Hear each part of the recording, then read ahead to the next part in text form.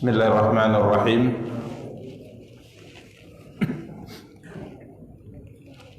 Assalamualaikum warahmatullahi wabarakatuh. Alhamdulillahi rabbil alamin. Wal 'aqibatu lil muttaqin fala 'udwana illa 'alal zalimin. Asyhadu an la ilaha illallah wahdahu la syarika lah wa asyhadu anna Muhammadan abduhu wa rasuluh sallallahu alaihi wa ala alihi wa ashabihi wa man ihtada bihadihi wa istanna bisunnatihi ila yaumiddin wa sallama tasliman katsira, amma ba'du.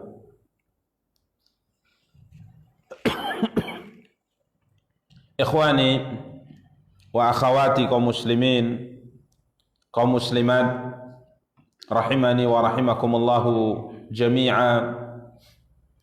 Alhamdulillah, puji dan syukur senantiasa kita ucapkan untuk Allah subhanahu wa ta'ala atas nikmat dan karunia yang diberikan oleh Allah subhanahu wa ta'ala untuk kita semua.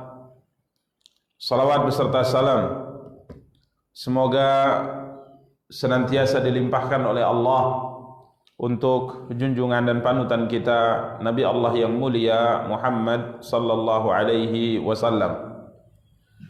Para ikhwah dan akhwat, a'azzani Allah wa iyyakum jami'a.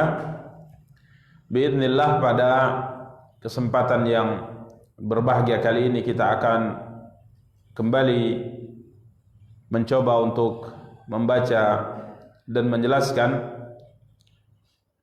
karya besar yang telah ditulis oleh Al-Imam Al-Hafidh Abul Fida Ismail ibn Katsir rahimahullahu ta'ala,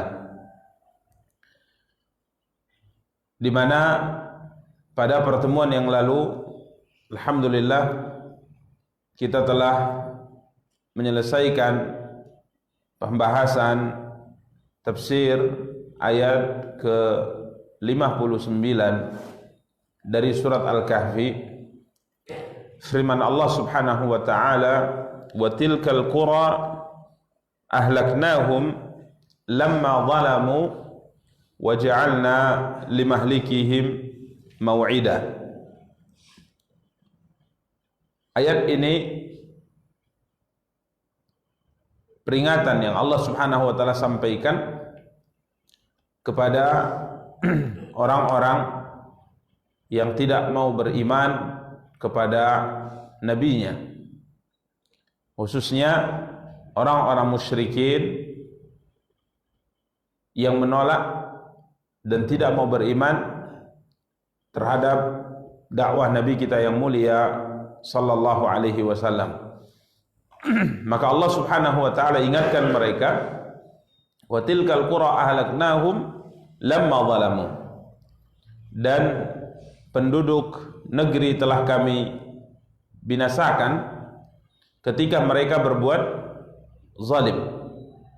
Ya, telah disebutkan pada ayat sebelumnya 57 bahwa orang yang paling zalim kata Allah adalah yang dzukira bi ayati rabbi, disampaikan kepadanya peringatan dengan ayat-ayat Tuhannya, fa'arada anha, kemudian ia berpaling, ia tidak mau beriman.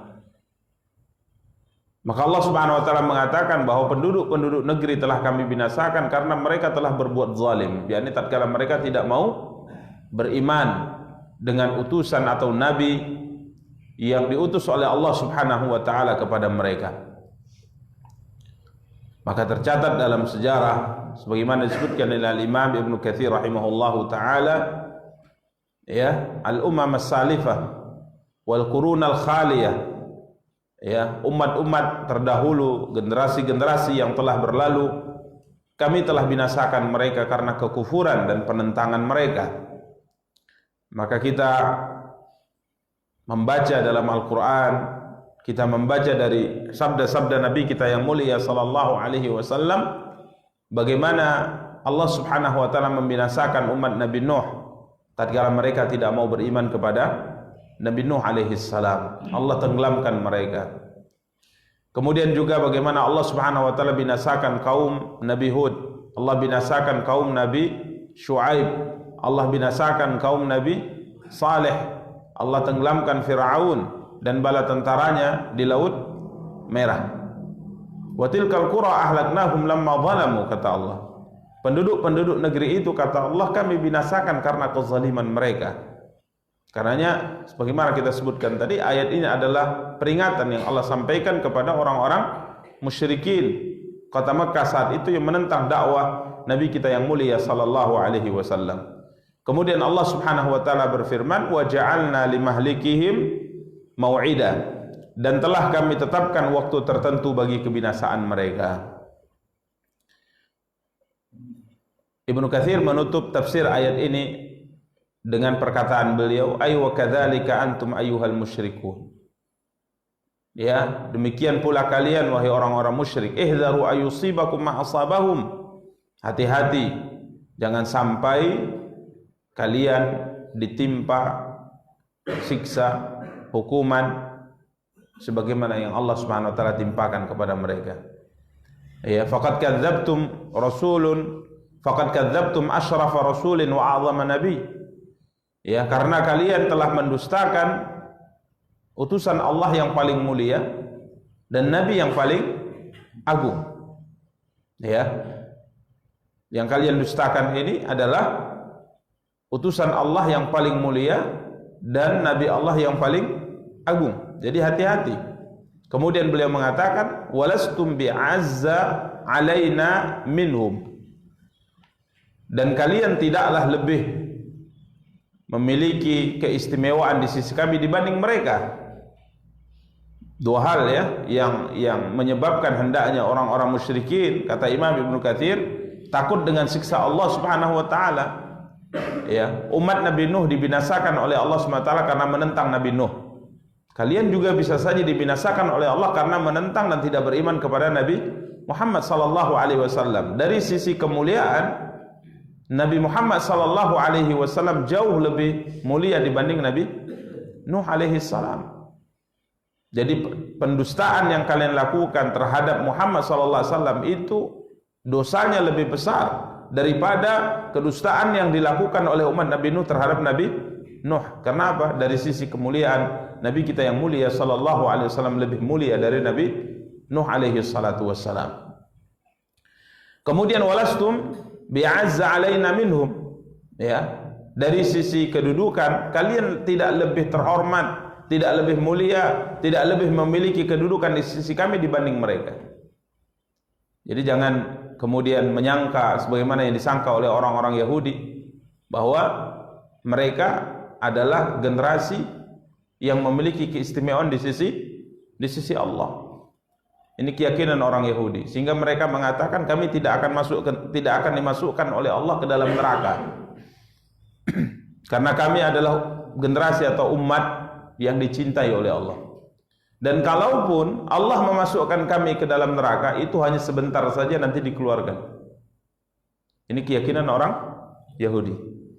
Tidak ada hubungan apapun seorang manusia dengan Tuhannya. Artinya dari jalur nasab. Ya, kalau seandainya kita memiliki hubungan kepada seseorang yang mungkin bisa menghukum kita punya hubungan istimewa, ada hubungan garis keturunan, atau mungkin ada jasa yang kita berikan kepadanya, bisa saja mungkin orang akan menghukum kita, mungkin meringankan hukuman tadi. Tapi kita tidak memiliki hubungan apapun, manusia tidak memiliki hubungan apapun dengan Tuhannya dari sisi garis keturunan. Kemudian juga tidak ada satu jasa yang kita berikan kepada Allah Subhanahu wa taala. Ya, karenanya hal ini tidak mendorong kita kecuali menyadari bahwa murni Allah Subhanahu wa taala memiliki kasih sayang.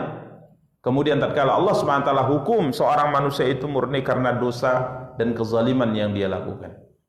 Ya, maka lastum bi'azza alaina minhum. Kalian tidaklah lebih istimewa di sisi kami dibanding mereka. Jadi kalau seandainya mereka dengan kezaliman kami binasakan, ya kalian juga akan kami binasakan. Fakhafu adabi wa nuzuri, takut siksaku dan juga peringatanku, kata Allah Subhanahu wa taala. Karena para ikhwah dan akhwat yang dimuliakan dan dirahmati oleh Allah, tatkala mereka tidak mau beriman, yakni orang-orang musyrikin Makkah tidak mau beriman kepada Nabi kita yang mulia sallallahu alaihi wasallam, maka Allah timpakan kepada mereka siksa. Di perang Badar, Nabi kita yang mulia sallallahu alaihi wasallam malamnya berkata kepada kaum muslimin, ini tempat terbunuhnya Abu Jahal. Ini besok insyaallah tempat terbunuhnya fulan, tempat terbunuhnya fulan. Ditunjuk oleh Nabi SAW tempat-tempat itu. Mereka tidak mau beriman kepada Nabi kita yang mulia SAW, bahkan menggerakkan pasukan untuk memerangi siapa? Rasulullah. Apa yang terjadi? Yang terjadi adalah malam itu Nabi SAW tunjukkan para sahabat tempat-tempat orang-orang yang akan terbunuh di medan perang besok. Maka para sahabat mengatakan, demi Allah, tidak ada seorang pun yang namanya disebut oleh Rasulullah dan disebut tempat matinya kecuali mati di tempat itu dan tidak bergeser walaupun sejengkal. Kemudian setelah selesai perang mereka terbunuh, Nabi kita yang mulia sallallahu alaihi wasallam perintahkan jasad-jasad mereka dikuburkan di Sungai Tua di daerah Badar. Kemudian setelah semuanya dimasukkan ke dalam, dikuburkan dalam Sungai Tua tersebut, maka Rasulullah sallallahu alaihi wasallam berkata kepada mereka, apakah kalian sudah mendapatkan apa yang dijanjikan oleh Tuhan kalian? Sedangkan aku, kata Allah, saat ini telah mendapatkan apa yang dijanjikan oleh Tuhanku. Jadi ancaman yang diancamkan kepada mereka itu terbukti. Jika seandainya kalian tidak mau beriman, hati-hati. Jika seandainya kalian terus melakukan kezaliman, hati-hati. Umat sebelum kalian kami binasakan. Kami siksa mereka di dunia sebelum siksa di mana? Di akhirat. Maka hati-hati, kalian juga akan bisa ditimpa perkara apa yang ditimpa dengannya umat-umat sebelum kalian. Karena para ikhwah dan akhwat yang dimuliakan dan dirahmati oleh Allah Subhanahu wa taala, kezaliman yang dilakukan oleh seorang hamba ini berbahaya untuk keselamatan dirinya baik dunia maupun akhirat. Tatkala Allah Subhanahu wa taala tidak hukum langsung, bukan berarti Allah Subhanahu wa taala lupa. Allah hanya memberi tangguh supaya kita sadar. Allah memberi tangguh supaya kita sadar. Pada pertemuan yang lalu kita telah sebutkan bahwa Allah Subhanahu wa taala berfirman, walau yu'akhidullahu an-nasa bima kasabu ma taraka 'ala dhahriha min dabbah. Jika seandainya Allah menyiksa manusia karena dosa yang mereka lakukan, maka tidak ada makhluk yang bisa hidup di atas muka bumi. Jadi tatkala kita berkhianat, tidak ada satupun siksaan Allah yang menimpa kita. Tatkala kita meninggalkan kewajiban, meninggalkan salat misalnya, tidak ada satu siksa yang kita rasakan. Artinya tatkala kita tidak salat subuh misalnya, kita tidak salat subuh, kita bangun jam 8 pagi kita bangun, dan mungkin bangunnya ini juga tidak merasa bersalah karena tidak mengerjakan salat subuh. Padahal salat subuh bagi muslim hukumnya apa? Wajib. Bangun jam 8 dia tidak merasa bersalah. Bahkan dia langsung bangun, kemudian pergi ke kamar mandi, dia bersih-bersih, kemudian mungkin bersiap-siap untuk jalan-jalan, nggak ada beban. Kemudian tidak ada Allah timpakan apapun kepada dirinya saat itu. Padahal dia telah melanggar aturan Allah. Dia dapati anaknya sehat, dia dapati istrinya sehat, dia dapati hartanya ada, dia siapkan kendaraan, kemudian berangkat ke tempat jalan-jalan karena ini hari Ahad misalnya. Kemudian sampai di sana dia bersenang, bercerita dan sebagainya, ketawa. Sholat zuhur pun dia tinggalkan. Kemudian pulang sampai rumah, asar juga tidak dikerjakan, pulang jam 5 sore, kemudian makan dan seterusnya. Tidak ada sama sekali Allah turunkan kepadanya satu apa? Teguran atau siksa. Dibiarkan oleh Allah. Tapi bukan berarti Allah lupa.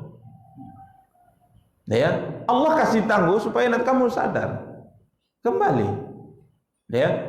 Karena jika seandainya Allah SWT turunkan siksa kepada manusia atas semua perbuatan dosa yang dilakukan, setiap berdosa dihukum, maka tidak ada seorang pun bisa hidup di atas muka bumi. Allah Maha Pengasih, Allah Maha Penyayang.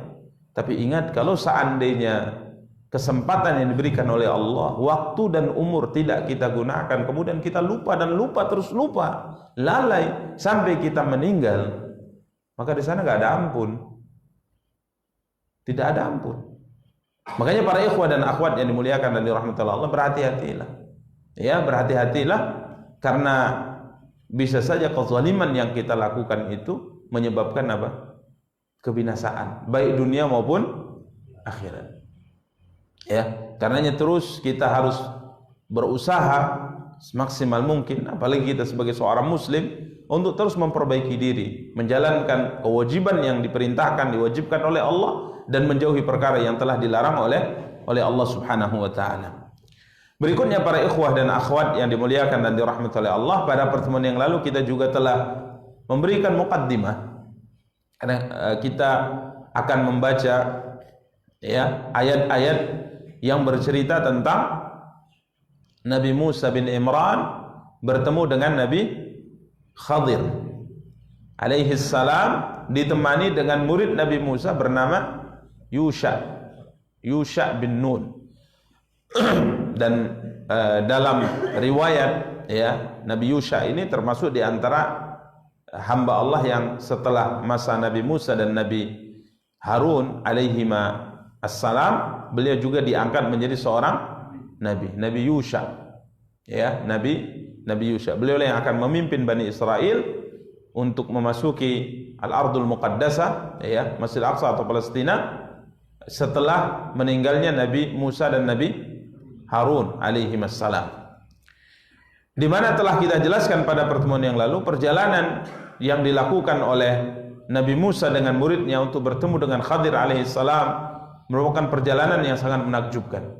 Ya, di dalam perjalanan ini ada cerita yang sangat menakjubkan. Ada 3 kisah yang disebutkan oleh Allah yang terjadi dalam perjalanan ini. Yang ketiga-tiganya adalah kisah yang menakjubkan. Ya, kisah yang menakjubkan.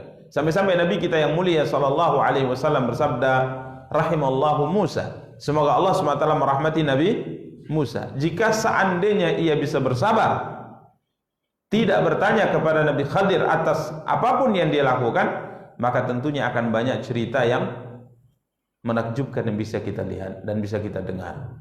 Tapi beliau tidak bisa apa? Bersabar. Ya, karenanya akhirnya keduanya harus berpisah sebagaimana syarat dan ketentuan yang sudah disepakati di awal, setelah Nabi Khadir melakukan perbuatan yang tidak bisa dipahami oleh Nabi Musa pada kisah yang ketiga. Para ikhwah dan para akhwat yang dimuliakan dan dirahmati oleh Allah Subhanahu wa taala.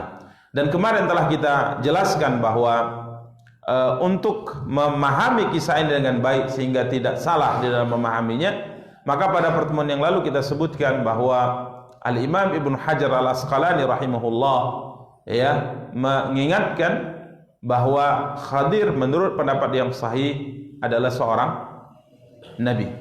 Beliau adalah seorang apa? Nabi. Ya, karena sebagaimana kita maklumi dalam keyakinan kita sebagai seorang muslim Ahlus Sunnah wal Jamaah, bahwa nabi itu adalah kedudukan, nabi dan rasul itu adalah kedudukan yang Allah Subhanahu wa taala berikan kepada seorang murni karena karunia Allah. Ya, murni karena karunia Allah. Artinya Allah Subhanahu wa taala memilih seorang nabi atau memilih seorang rasul karena Allah SWT berkehendak untuk memilihnya. Ya. Bukan karena usaha orang tadi sehingga dipilih oleh Allah Subhanahu wa taala. Karena Nabi kita yang mulia sallallahu alaihi wasallam pernah ditanya oleh seorang sahabat, "Ya Rasulullah, ceritakan kepada kami awal sejarah engkau. Awal sejarah engkau itu bagaimana?" Maka Rasulullah sallallahu alaihi wasallam mengatakan, sesungguhnya kata Rasulullah, aku ini adalah bahagian daripada doa yang telah dipanjatkan oleh Nabi Ibrahim alaihissalam. Ya, dan aku ditetapkan menjadi seorang nabi, artinya ketentuan aku menjadi seorang nabi itu sudah ada di saat Nabi Adam alaihissalam masih diciptakan oleh Allah dengan menggunakan tanah liat dan ia belum ditiupkan roh. Jadi Nabi Adam alaihi salatu wassalam diciptakan oleh Allah dengan menggunakan apa? Bahan dasarnya adalah tanah. Ya, setelah dibentuk dalam rupa seorang manusia, wujud seorang manusia, Allah SWT tidak langsung tiupkan ruh padanya. Ya, dalam kondisi nenek moyang manusia Adam alaihi salam belum ditiupkan ruh sekalipun, ketetapanku untuk menjadi nabi itu sudah tercatat di mana? Di Lauh Mahfuz. Nabi SAW bersabda, Allah Subhanahu Wa Taala menulis semua apa yang akan terjadi di alam semesta ini, ya, 50.000 tahun sebelum Allah ciptakan langit dan bumi. Jadi ketetapan aku menjadi nabi itu sudah ada di Lauh Mahfuz. Kemudian aku bahagian daripada doa Nabi Ibrahim. Tatkala Nabi Ibrahim bersabda, tatkala Nabi Ibrahim alaihi salam berdoa kepada Allah tatkala beliau meninggalkan anaknya Ismail dan istrinya Hajar di mana? Di Makkah. Ya. Dia tinggalkan anaknya, ya, maklum ceritanya, dan istrinya di Makkah. Kala itu Hajar juga bertanya kepada suaminya, "Apakah engkau tinggalkan kami di tempat tidak ada orang, tidak ada apa-apa di sini?" Ya. Agak bertanya Hajar kepada suaminya karena ditinggalkan di lembah Mekah. Saat itu Mekah tidak seperti sekarang. Ya, hanya padang pasir, lembah padang pasir, tidak ada bangunan, tidak ada manusia, tidak ada air, tidak ada pepohonan dan sebagainya. Kering kerontang. Maka Hajar wajar manusia, dia bertanya kepada suaminya, "Apakah engkau tinggalkan kami di tempat yang seperti ini? Tidak ada manusia, tidak ada apa-apa di sini." Tapi Ibrahim tetap berjalan meninggalkan mereka, dikejar, diikuti, ditanya untuk yang kedua kalinya, Ibrahim juga diam, tidak menjawab. Ibrahim tetap meninggalkan mereka, diikuti lagi oleh Hajar. Untuk ditanya yang ketiga, Nabi Ibrahim juga tidak mau menjawab. Sampai terakhir Hajar bertanya, "Apakah Allah yang memerintahkan engkau menempatkan kami di tempat yang seperti ini?" Maka Nabi Ibrahim menjawab, "Ya, Allah yang memerintahkan aku meletakkan kalian di sini." Maka Hajar berkata saat itu, "Kalau demikian Allah tidak akan pernah menyia-nyiakan kami." Ya, artinya seorang yang menjalankan perintah Allah tidak akan mungkin disia-siakan oleh Allah Subhanahu wa taala. Kemudian Nabi Ibrahim, Hajar pun tidak mengikuti suaminya lagi, beliau kembali ke tempatnya semula bersama dengan anaknya. Ibrahim kemudian naik ke atas bukit, ya, sembari berdoa kepada Allah dengan doa-doa yang sangat agung yang diceritakan oleh Allah dalam Al-Qur'an. Di antara doanya, "Rabbana wa ba'ats fihim rasulan minhum yatlu 'alaihim ayatik." Ya, ya Allah, utuslah, ya, kepada mereka seorang rasul dari kalangan mereka yang kelak akan membacakan ayat-ayat-Mu dan mensucikan hati dan jiwa mereka. Ini doa Nabi Ibrahim. Jadi ini adalah bahagian daripada doa siapa? Nabi Ibrahim, kata Nabi SAW. Dan aku juga bahagian daripada kabar gembira yang disampaikan oleh Nabi Isa alaihissalam. Karena Nabi Isa selalu memberi kabar gembira kepada Bani Israel saat itu akan ada Nabi akhir zaman. Ya, akan ada Nabi akhir zaman. Kenapa? Karena Nabi Isa adalah Nabi terakhir sebelum munculnya Nabi Muhammad. Jadi masa Nabi Isa dengan Muhammad itu paling dekat dibandingkan dengan nabi-nabi yang lainnya. Wajar kalau seandainya Nabi Isa itu lebih banyak memberi kabar gembira kepada umatnya akan munculnya Nabi akhir zaman. Karena setelah beliau muncul Nabi siapa? Muhammad SAW sebagai Nabi akhir zaman, penutup para Nabi dan Rasul. Jadi intinya kedudukan Nabi itu tidak bisa kita sebutkan kemarin dicapai oleh seseorang. Dia bukan pencapaian, dia bukan prestasi. Ya, makanya orang yang mencoba-coba untuk sampai pada kedudukan ini, dia berjuang, beramal dan sebagainya, lama-lama akan hilang akalnya. Dia bukan pencapaian. Nah, ya, murni karunia siapa?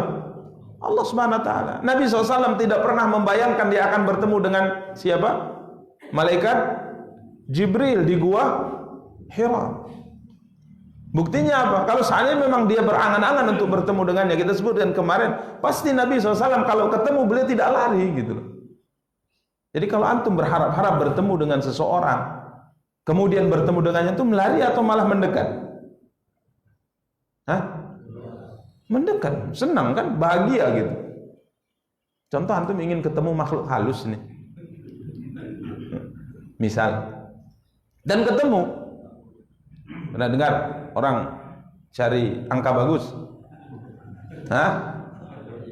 Nah, kalau nanti ada bisikan lari nggak?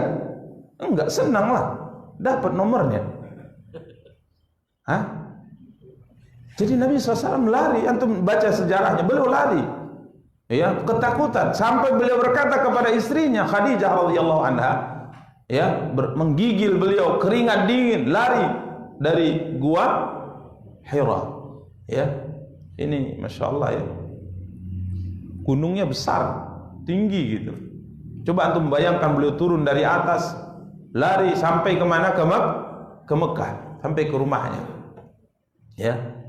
Ya, kalau seandainya kita haji atau umrah, sekali-sekali boleh merenungkan itu, ya, tengok gitu, luar biasa kiranya itu, ya. Beliau lari, kemudian dalam kondisi menggigil, beliau minta diselimuti oleh siapa? Istrinya. Setelah agak tenang, ya, agak tenang, kemudian didekati oleh Khadijah radhiyallahu anha, maka kala itu Nabi SAW berkata, laqad khasyitu ala nafsi, aku takut diriku ditimpa hal-hal yang tidak baik. Takut beliau. Artinya kalau memang dinanti-nanti bertemu dengan Jibril, dia adalah sebuah prestasi sampai pada tingkat itu, kenapa Nabi takut dan khawatir? Orang itu yang dia kejar. Ya, beliau katakan laqad khasyitu ala nafsi, saya takut keselamatan jiwaku, saya takut terjadi sesuatu yang tidak baik pada diriku, karena aku melihat makhluk yang saya tidak tahu siapa dia di gua Hira itu. Tapi Khadijah menenangkan. Dia mengatakan, kalla wallahi la yukhzikallahu abada. Demi Allah wahai suamiku, Allah tidak akan menyia-nyiakan engkau untuk selama-lamanya.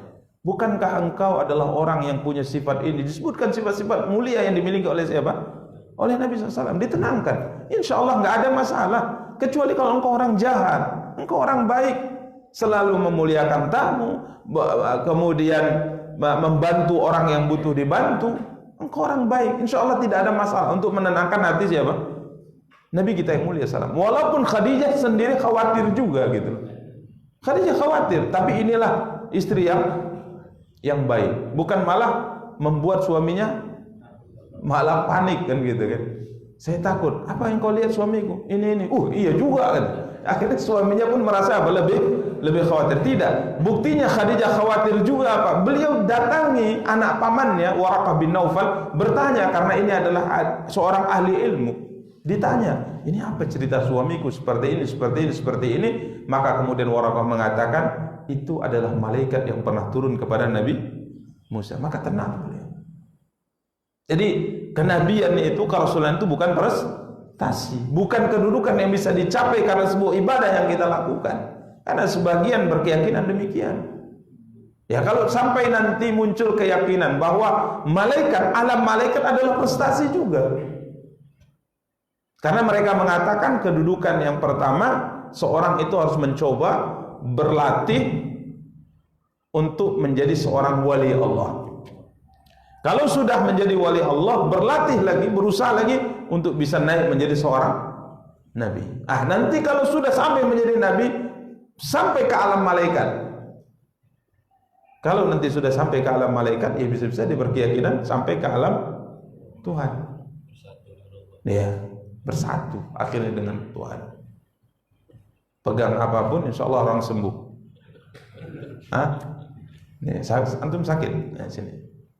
Udah sembuh antum. Akhi, ini kita ingatkan, Imam belajar mengingatkan bahwa kedudukan Nabi dan Rasul bukan prestasi. Jadi mau antum sholat ribuan, jutaan rakaat sekalipun, antum berzikir setiap hari ribuan, jutaan zikir sekalipun, sampai kapanpun antum tidak akan bisa mencapai kedudukan Nabi dan sampai kapanpun. Ya, ini perlu dipahami dengan baik sampai kita nanti tatkala masuk cerita ini, karena cerita ini adalah cerita yang secara zahirnya bertentangan dengan kebenaran, tapi secara batinnya itu betul. Tapi ranah pembicaraan ini adalah Nabi dan Rasul, bukan manusia biasa. Maka supaya tidak disalahpahami, yang salah ya tetap dikatakan apa? Salah. Ya, cerita mereka Musa dan Musa bin Imran dengan Khadir ini cerita di kalangan para nabi dan rasul. Jadi kemarin kita ingatkan, jangan sampai ada orang kemudian melakukan sebuah kesalahan kemudian mengatakan dia di pandangan antum salah, kalau saya benar. Buktinya Khadir membunuh seorang anak, Musa menyalahkannya, rupanya benar. Ya, syariatnya salah tapi hakikatnya benar.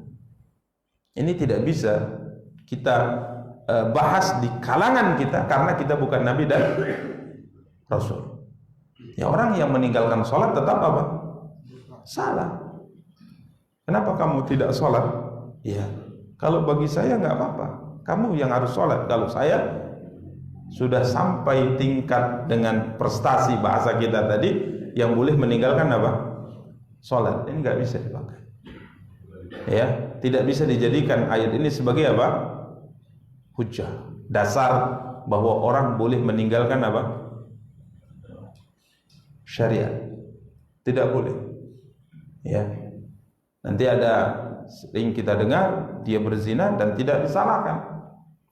Ya, kalau kamu ya nggak boleh.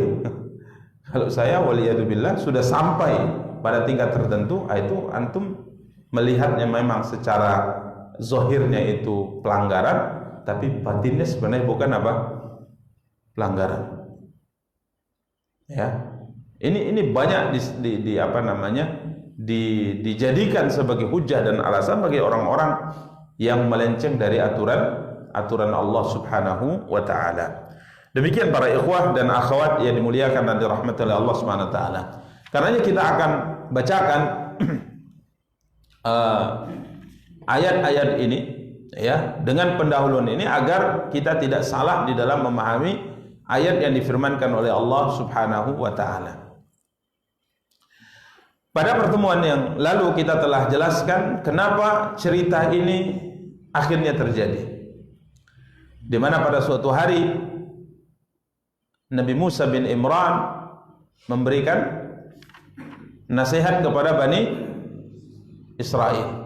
Ya, nasihat kepada Bani Israel. Kita bacakan riwayat Imam Bukhari ya. Yang mana riwayat ini ada beberapa tambahan menyempurnakan ayat-ayat yang difirmankan oleh Allah Subhanahu wa taala. Sa'id bin Jubair berkata kepada Abdullah bin Abbas, "Inna Naufan al-Bikali yaz'umu anna Musa sahib al-Khadir alaihi salam laisa huwa Musa sahibu Bani Israel." Sa'id bin Jubair seorang tabi'in mendatangi Abdullah bin Abbas, gurunya seorang sahabat terkenal, Abdullah bin Abbas, Ibnu Abbas.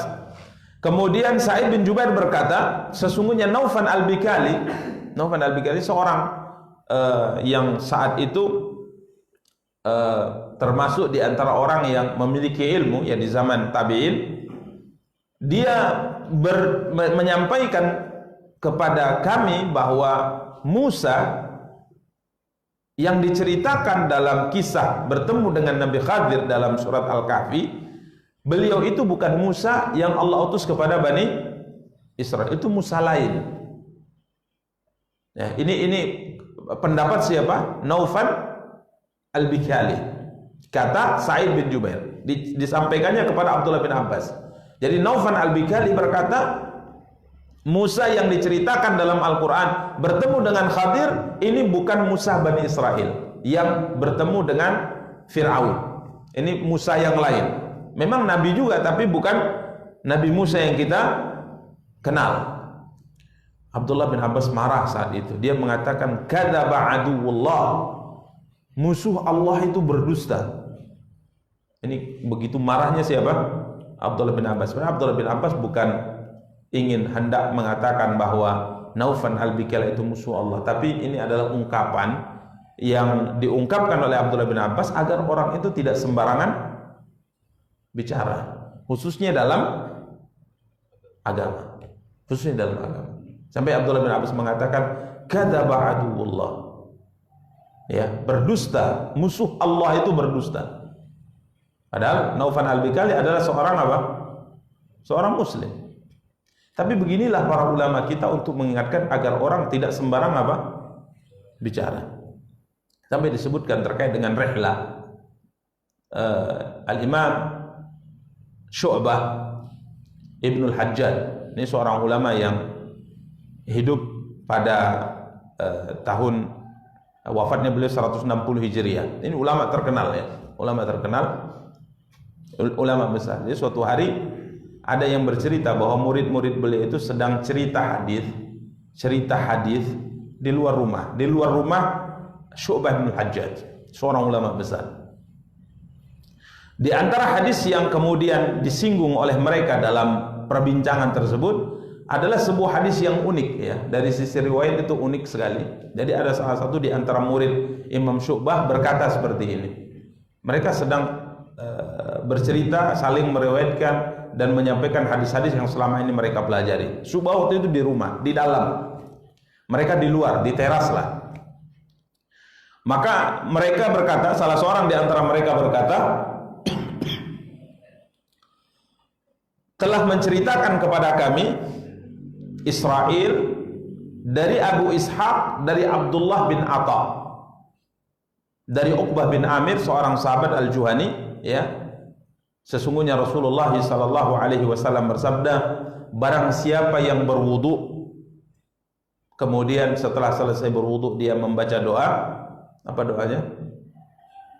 Asyhadu an la ilaha illallah wa asyhadu anna Muhammadan abduhu wa rasuluh. Maka kalau seandainya seorang hamba berwudu kemudian membaca doa ini, futihat lahu abwabul jannati tsamaniyah, akan dibukakan untuknya pintu surga yang 8 untuknya. Sedap enggak apa namanya riwayatnya? Masya Allah ini. Jadi kalau antum wudu, dalam riwayat ini, kalau antum wudu, setelah wudu antum baca doa wudu, dibukakan untuk antum 8 pintu surga itu. Silakan antum mau masuk dari pintu manapun nanti pada hari kiamat. Hadisnya yang bagus. Ya.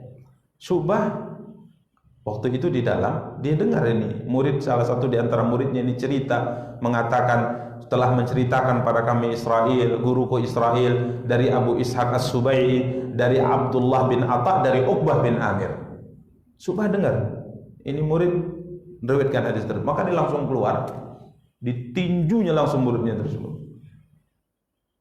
pukulnya muridnya, nangis ya, nangis muridnya, nangis padahal sudah tua juga kan, nangis, pukul sama Syu'bah. Kemudian Syu'bah masuk ke rumah ya, pukulnya nggak main-main, mukulnya mungkin kalau sekarang kena HAM deh ya, beliau kena apa? HAM, dipukulnya, kemudian dia masuk, nangis murid tadi. Sudah berapa lama dia di dalam, Syu'bah, Imam Syu'bah berada dalam, beliau keluar, tengok, masih nangis kamu ya, katanya. Bukan malah minta maaf, malah dia apa kan? Diremehkan, masih nangis. Maka temannya bilang, bagaimana ya Imam, dia tidak menangis, pukulanmu terlalu apa? Terlalu kuat. Ya ini orang gila nih, kata Syu'bah.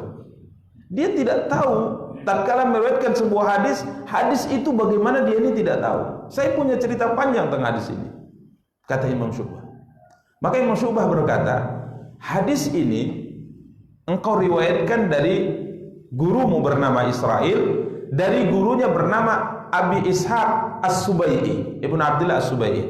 Saya langsung mendengar hadis ini dari guru-gurumu itu, Abu Ishaq As-Subai'i. Saya dengar langsung. Dan guru-gurumu ini sebenarnya bermasalah. Dia adalah orang yang sering sekali menyembunyikan guru yang dia dengar hadis darinya, ya, ini namanya tadlis. Jadi contoh ya, supaya agak paham. Yang hadir di kajian ini antum. Kemudian ada orang yang teman kita yang pagi ini tidak hadir, tapi biasanya dia hadir. Pagi ini tidak hadir. Kemudian antum mendengar beberapa pembahasan riwayat ilmu yang saya sampaikan, dia kan tidak hadir, berarti dia tidak dengar. Ya, dia tidak hadir, berarti dia tidak dengar. Kemudian setelah selesai kajian bubar dan antum ketemu dengan murid, dia murid kita juga, teman kita juga yang biasa hadir. Kemudian antum bertemu dengannya, dapatlah cerita sebuah ilmu yang selama ini tidak dia ketahui. Maka dia mengatakan, menceritakan pada orang-orang, telah berkata Ustaz tentang ini dan ini. Padahal dia dengar langsung dari saya tidak? Ada perantara. Maka tatkala seorang menyembunyikan perantara yang menyampaikan ilmu dan dia sembunyikan atau tidak disebutkan, dia katakan langsung ke yang menyampaikan, ini namanya tadlis. Jadi mesti dalam periwayatan hadis ini, kita bicara periwayatan hadis, orang itu harus menyebutkan siapa orang yang dia dengar langsung. Dia mendengar dari fulan. Kemudian guru kamu ini mendengar dari siapa? Dari fulan. Itu semuanya harus disebutkan, nggak boleh disembunyikan. Karena kalau ada disembunyikan berarti ada udang di balik batu. Ya, kenapa? Karena kalau dia tidak terus terang menyampaikan dia mendengar dari si fulan, kenapa dia harus sembunyikan orang itu? Mungkin saja orang itu pendusta. Jadi kalau dia sampaikan dari siapa dia dengar, akhirnya nanti riwayat ini ditolak. Maka dia sebutkan dengan ungkapan sepertinya dia dengar langsung, padahal tidak langsung dengar. Biasanya dengan perkataan telah berkata atau dari si fulan, dan dia tidak pernah mengatakan telah menceritakan kepadaku. Kalau dia mengatakan saya dengar langsung, ini berarti dengar langsung. Tapi dia mengatakan berkata Syekh fulan. Jadi bisa saja dia dengar langsung, bisa saja dengan melalui perantara orang lain. Maka subhanallah, apa kata Imam Syu'bah? Ini orang gila ini, teman kalian ini. Ya, kenapa? Karena dia tatkala berbicara dia tidak tahu apa yang sedang dia ucapkan, itu dia tidak tahu. Saya punya sejarah panjang tentang riwayat ini, makanya saya marah kepadanya. Maka sebelum Anda berbicara, Anda harus tahu apa yang Anda bicarakan sesuai dalam ilmu. Saya, kata Imam Syu'bah, mendengar hadis ini dari guru-gurumu Abu Ishaq As-Subai'i. Abu Ishaq ini kebiasaannya seperti itu. Dia banyak menyembunyikan dari siapa dia dengar riwayat itu.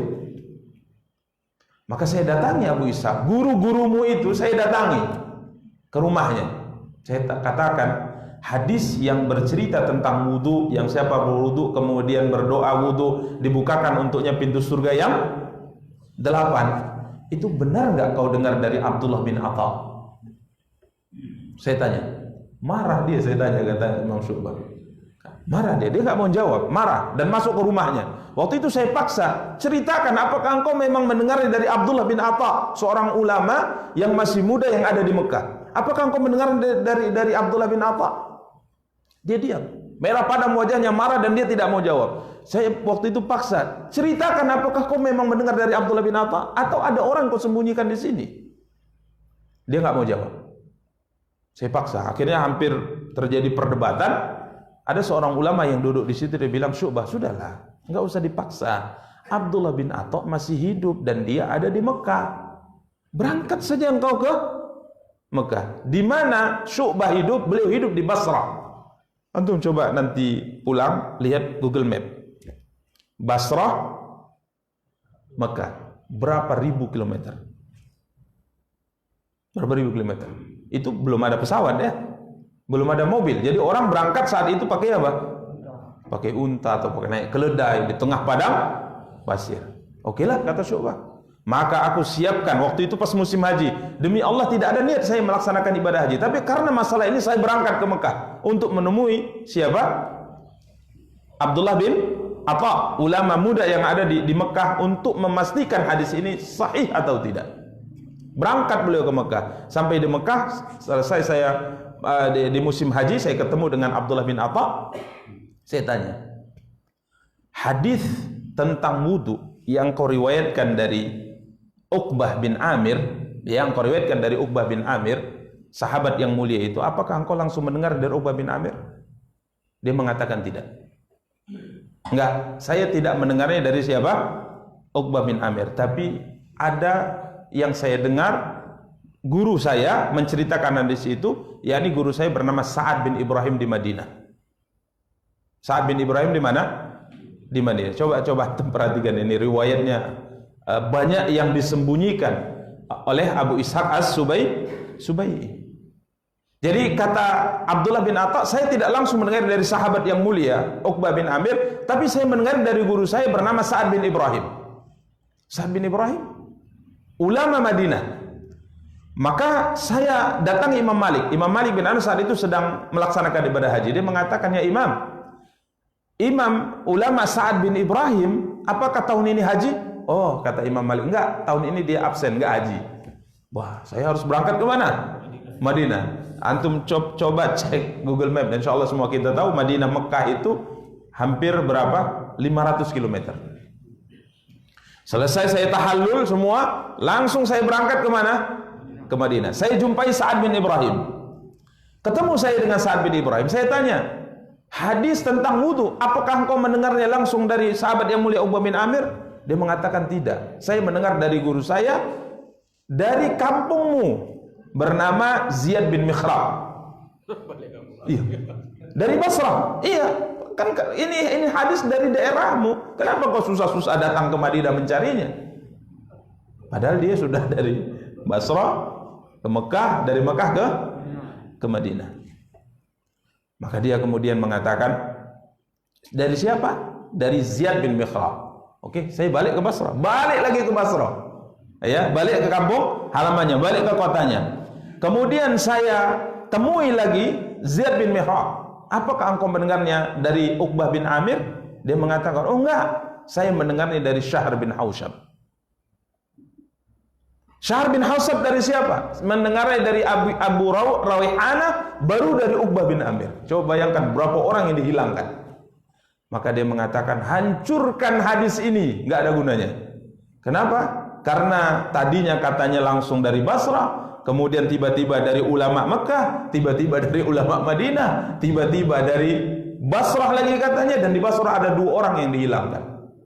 Coba bayangkan ini. Maka ini orang gila nih, bercerita menyampaikan hadis, tidak tahu ilmu yang disampaikan itu apa. Ini luar biasa ya. Makanya para ikhwah dan akhwat yang dimuliakan dan dirahmati Allah, di saat hadis sahih riwayat Imam Bukhari, kita bisa pastikan memang hadis itu sabda siapa? Rasulullah. Karena ulama kita itu bukan sembarangan meriwayatkan apa? Hadis. Ya, bukan seperti orang cari barang keliling apa dapat diambil, enggak. Coba lihat.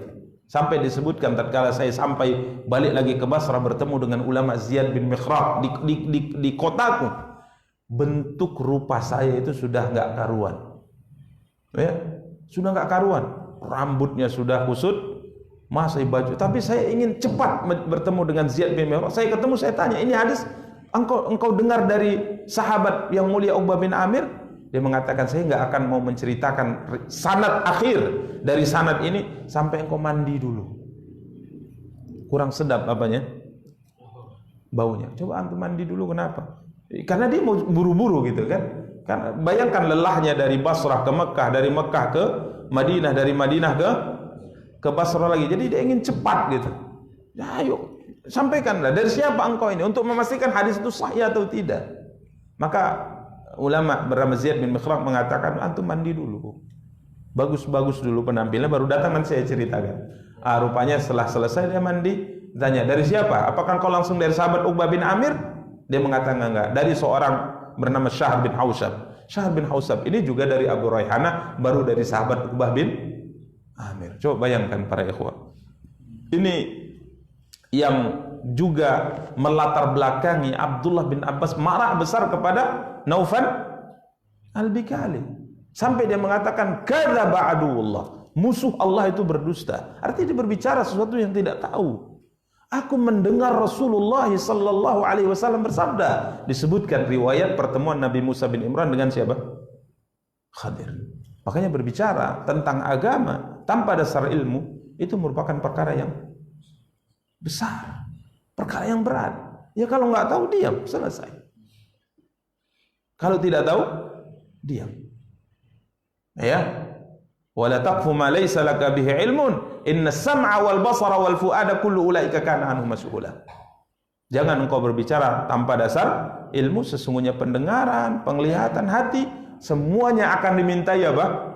Pertanggungjawaban oleh Allah. Anda kalau berbicara tentang dunia terserah Anda. Tapi kalau untuk urusan agama itu ada pertanggung jawabannya di sisi Allah Subhanahu wa taala. Maka ini yang melatar belakangi Abdullah bin Abbas kemudian berkata dengan kata-kata yang berat ini. Kadzaba aduwwullah, telah berdusta musuh Allah itu. Sesungguhnya haddatsana Ubay bin Ka'ab radhiyallahu anhu telah menceritakan kepada kami Ubay bin Ka'ab, sahabat yang mulia, sesungguhnya beliau telah mendengar Rasulullah sallallahu alaihi wasallam bersabda. Mulailah Rasulullah bercerita tentang pertemuan Nabi Musa bin Imran dengan Nabi Khadir alaihissalam.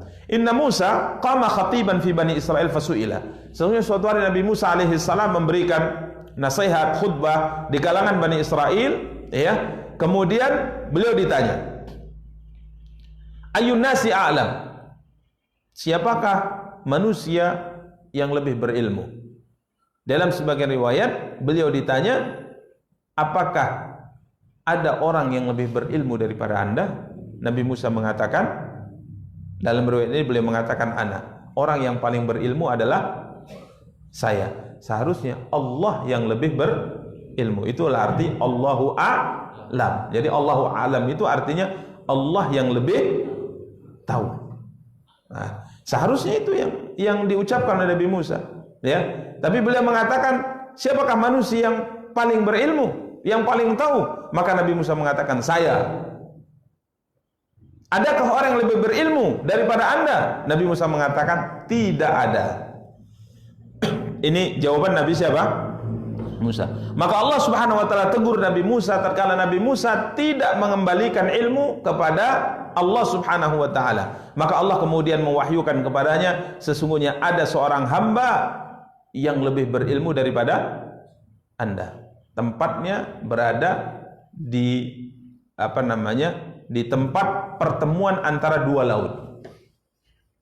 Ya. Maka kemudian Nabi Musa alaihi salam meminta kepada Allah Subhanahu wa taala, ya, meminta kepada Allah Subhanahu wa taala, beliau berkata, wa kaifali bihi?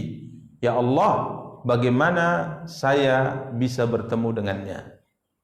Ini untuk rihlah dalam menuntut apa? Ilmu. Ya, Nabi Musa bin Imran alaihi salam meminta kepada Allah agar ia bisa bertemu dengan Khadir alaihi salam. Maka para ikhwah dan akhwat yang dimuliakan dan dirahmati oleh Allah Subhanahu wa taala, Allah Subhanahu wa taala berikan kepadanya tanda, ya, saat nanti sudah berada di tempat Nabi tersebut, yakni Khadir alaihi salam, bahwa Nabi Musa alaihi salam membawa hut, ikan. Membawa apa? Ikan. Jadi ikan ini sebagai lauk juga dan sebagainya dimakan. Allah SWT mengatakan bahwa ini ikan, ya, nanti jika seandainya engkau dapati bahwa ikan ini keluar dari tempatnya, ya, maka disitulah engkau akan bertemu dengan Khadir alaihissalam. Maka mulailah perjalanan panjang itu dilaksanakan untuk menuntut apa? Untuk menuntut ilmu. Ditemani dengan Nabi siapa? Yusha bin Imran, Yusha bin Nun. Maka berangkatlah mereka berdua. Kemudian Allah Subhanahu wa taala berfirman dalam Al-Qur'an, wa idz qala Musa li fatahu la abrahu hatta ablugha majma'al bahraini aw amdiya huquba. Dan ingatlah kata Allah ketika Musa berkata kepada muridnya Yusha bin Nun tadi, la abrah, aku tidak akan berhenti berjalan sebelum sampai ke pertemuan dua buah lautan, atau aku akan berjalan sampai bertahun-tahun. Ini para ikhwah yang kita sebut tadi rihlah. Rihlah itu artinya melakukan perjalanan demi untuk menuntut ilmu. Ini keutamaan sangat luar biasa. Keutamaan sangat luar biasa. Ya, makanya kalau bisa rihlah dalam menuntut ilmu itu bukan hanya 1 kilo, 2 kilo, 4 kilo, tapi kalau bisa keluar. Ini yang dilakukan oleh para ulama. Jadi mereka berjalan, mereka berangkat dari satu kota ke kota yang lain demi untuk menuntut apa? Ilmu. Ya, mungkin sebagian orang mengatakan kalau sekarang kan nggak terlalu butuh, Ustaz. Sekarang kita ada di kamar pun kita bisa menuntut ilmu. Ya, dengar, membaca dan sebagainya. Kita katakan, ya berkahnya kurang. Bisa tapi berkahnya kurang. Ya tidurnya yang banyak insya Allah. Ya tidurnya yang banyak. Gak mungkin kita bisa mendengar, misalnya kita lihat di YouTube misalnya, kajian, bisa nggak kita mendengar sampai akhir kajian? Mungkin 1001 yang bisa. Nengok YouTube lama kali, cepat kan? Ya, ini ngantuk, nggak bisa. Ya, karena itu keberkahan ilmu itu kurang, hilang dia keberkahan daripada kita langsung hadir. Ya, makanya kalau berangkat misalnya kita keluar provinsi demi untuk belajar, demi untuk menuntut ilmu, ini bagus. Kembali menghidupkan sunnah yang biasa dilakukan oleh pendahulu kita. Namanya rihlah dalam menuntut ilmu. Kalau kita sekarang ada kajian misalnya di luar provinsi, seorang ulama besar, tengok ininya aja, siaran langsungnya saja kan gitu kan. Padahal setiap langkah tatkala kita melangkah itu pahalanya besar. Dan ini yang dilakukan oleh mereka. Jadi sebagaimana mereka mengharapkan pahala dengan sholat, mereka juga mengharapkan pahala dengan berangkat demi untuk menuntut ilmu. Dan itu berkahnya beda. Pengaruh di jiwa, mempengaruhi akhlak dan sebagainya itu berbeda. Ya, dibanding kita cuman melihat di siaran langsung. Ya, misal kajian kita pagi ini, ya apa susahnya? Ini disiarkan, ya. Tengok saja di rumah santai sambil minum kopi, apalagi hari Ahad kan, minum kopi, apalagi ada ubi goreng, kerak goreng kan gitu, sambil nengok, masya Allah. Kurang, faidahnya itu kurang. Berangkatnya kita itu sudah mensucikan hati kita, bertemu dengan teman-teman yang semuanya ingin baik, semuanya ingin beribadah kepada itu beda, ya beda. Ya, makanya para ikhwah dan akhwat yang dimuliakan dan dirahmati Allah, kalau boleh kita contohkan, ingat antum kalau baterai itu sudah mulai lemah, apa yang dilakukan kalau zaman dulu? Jemur dengan dicas. Kira-kira sama enggak? Beda kan? Jadi yang enggak hadir itu dengar itu dijemur lah dia kan gitu kan. Memang ada penambahan, ada, kita tidak nafikan itu, tapi berapa menit kemudian habis dia daripada dicas. Jemur, kadang dibanting-banting dulu. Kalau kita di pesantren nggak bisa juga banting gitu. Padahal nggak ada guna gitu, banting atau apa dibanting. Tapi begitulah kata orang. Memang kadang ada penambahan, tapi nggak signifikan gitu. Ya, dan ini yang dilakukan oleh Nabi Musa alaihissalam. Dan itu pula yang dilakukan oleh tadi kita ceritakan Syu'bah bin al-Hajjaj. Ya, ribuan kilometer dia jalani demi untuk memastikan keaslian hadis. Ya, karenanya beliau langsung mengatakan dammir hadzal hadis, musnahkan hadis ini, nggak ada faedah hadis ini karena terlalu banyak yang dibuang di situ. Karena beliau termasuk di antara ulama yang paling membenci tadlis, paling membenci apa? Tadlis tadi, yakni menyembunyikan rawi atau perawi dan langsung menyebutkan rawi di atasnya. Nah, ini pasti ada maksud yang seperti ini. Ya, pasti ada maksud. Bahkan beliau sampai mengungkapkan, lebih bagus saya minum najis daripada saya melakukan perbuatan ini. Karena tadlis itu mirip sekali dengan kedustaan. Mirip dengan apa? Kedustaan. Ya. Ini dalam periwayatan hadis Nabi sallallahu alaihi wa ala alihi wa sahbihi wasallam. Demikian para ikhwah dan akhwat yang dimuliakan dan dirahmati Allah. Jadi ini ikrar yang diucapkan oleh Nabi Musa bin Imran alaihi salam bahwa beliau tidak akan berhenti sampai benar-benar bertemu dengan Khadir yang dikatakan oleh Allah seorang hamba yang lebih berilmu daripada Anda. Aila azalu sa'iran, saya terus akan berjalan sampai bertemu. Ini tekad yang sangat luar biasa ya. Kalau kita kan enggak, kadang-kadang semangat untuk menuntut ilmu di tengah jalan bisa balik kanan. Bisa balik kanan. Nah ya, itu jaraknya dekat, apalagi kalau jaraknya jauh. Jaraknya dekat saya kita bisa balik kanan, apalagi jaraknya jauh. Nah ya, bisa balik kanan, padahal kita naik kan dan nggak berjalan. Ada di antara mereka yang berjalan kaki. Bahkan ada sebagian ulama, saya menuntut ilmu, membelajar hadis Rasulullah, memang saya nggak mau naik kendaraan. Jadi memang jalan kaki. Jalan kaki. Sampai dia bawa anaknya pun sampai kesusahan. Sampai orang mengatakannya, Imam, Ayolah, numpang saja naik ke kami, gratis lah, nggak bayar kan? Pikirnya karena takut bayar. Dia enggak. Saya ingin menghormati hadis Nabi dengan berjalan kaki dan saya akan didik anak saya demi menghormati hadis siapa? Rasulullah SAW. Ini rihlah namanya dalam menuntut ilmu yang sekarang sudah hampir apa? Hilang, bahkan mungkin sudah hilang. Ya, sudah hilang. Ya, semangat dan keinginan dalam menuntut ilmu. Ya, memang berkelana. Ya, khususnya laki-laki, ya, khususnya laki-laki. Demikian para ikhwah dan akhwat yang dimuliakan dan dirahmati Allah, ada di antara mereka menuntut ilmu, para ulama kita menuntut ilmu mulai di umur 20 tahun, balik ke kampungnya umur 40 tahun baru nikah. Jadi entah kemana perginya gitu, berkelana. Tapi pulang sudah menjadi ulama besar. Ada sampai 50 tahun balik baru kemudian nikah. Ini yang selalu kita katakan bahwa orang yang kalau sudah hobi dengan sesuatu dia lupakan banyak hal. Ya, dia lupakan banyak hal sehingga terus menuntut ilmu, lupa akhirnya umurnya sudah 45. Nah, ya, udah 45 kan gitu kan. Ya, lupa. Ya, kalau sekarang karena memang hobi kita bukan untuk ilmu, ya insya Allah tamat sekolah langsung pikir untuk nikah. Karena hobinya bukan untuk ilmu.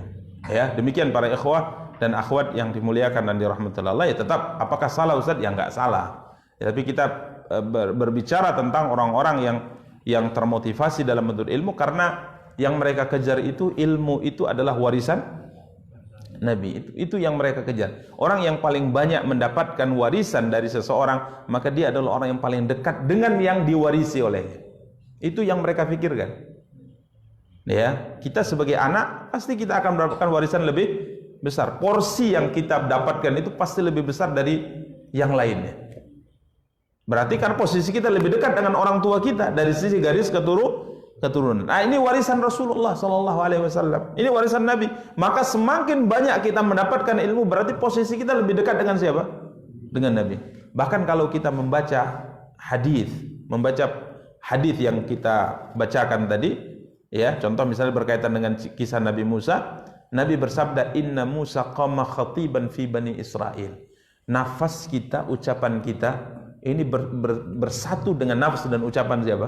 Rasulullah. Kalimat ini dulu pernah diucapkan oleh siapa? Rasulullah itu maksudnya. Bukan Nabi datang kemudian bersatu dengan kita, bukan. Tapi tatkala kita membaca Inna Musa qama khatiban fi Bani Israel, kalimat yang Anda ucapkan itu adalah kalimat yang dulu pernah diucapkan oleh siapa? Rasulullah. Bangga kita mengucapkan kata yang diucapkan oleh orang yang sangat kita cintai. Ini yang mereka kejar gitu. Kita sedang mengambil warisan beliau. Maka Nabi SAW mengatakan, "Faman akhadahu faqad akhadha bihadzin wafir." Siapa yang mengambil warisan ini, sungguh ia telah mengambil keberuntungan yang amat besar. Makanya apa kata Abu Hurairah kepada orang-orang di pasar? Itu di Masjid Nabawi ada pembagian harta warisan Rasulullah. Wah, harta warisan Nabi dibagi? Iya, dibagi cuma-cuma. Kalau kalian mau ambil, ayo datang ke sana. Semua orang pasar berlarian kemana? Ke masjid. Sampai di masjid, tenang-tenang orang kan. Biasa kalau bagi harta apa yang terjadi? Ribut gitu. Orang tenang, duduk gitu. Santai mendengarkan seorang ulama membacakan hadis Rasulullah. Maka mereka datang kepada Abu Hurairah. Apa engkau katakan Abu Hurairah? Enggak ada pembagian. Ada di masjid. Apakah kalian tidak tahu bahwa warisan Rasulullah adalah ilmu? Ilmu itu adalah warisan siapa? Rasulullah. Maka kalau seandainya kita bisa memahami Al-Quran, menghafal Quran, memahami hadis, menghafal hadis, berarti semakin banyak ayat yang kita hafal, semakin banyak ayat kita pahami, semakin banyak hadis yang kita hafal, semakin banyak hadis kita pahami, berarti semakin banyak warisan Rasulullah kita ambil. Ya, terserah kita mau ambil warisan Nabi atau tidak. Makanya ini yang memotivasi para ulama kita dulu belajar demi untuk sebanyak-banyaknya mengambil apa? Warisan Rasulullah sallallahu alaihi wasallam. Demikian para ikhwah dan akhwat yang dimuliakan dan dirahmati oleh Allah Subhanahu wa taala yang dapat kita sampaikan. Insyaallah kita lanjutkan pembahasan. Kita belum masuk pada cerita pertemuan ya. Cerita pertemuan Nabi Musa bin Imran dengan Khadir alaihi salam. Insyaallah pada pertemuan akan datang kita akan jelaskan kenapa beliau dinamakan Nabi Khadir. Khadir itu khadra ya, hijau. Ya, hijau. Ya, apa latar belakang nama ini? ya. Insyaallah kita akan jelaskan biidznillah pada pertemuan yang akan datang. Demikian para ikhwah dan akhwat yang dimuliakan dan dirahmati oleh Allah Subhanahu wa taala yang dapat kita sampaikan. Semoga ada faedahnya, kita cukupkan. Subhanakallahumma bihamdika asyhadu an la ilaha illa anta astaghfiruka wa atubu ilaik. Assalamualaikum warahmatullahi wabarakatuh.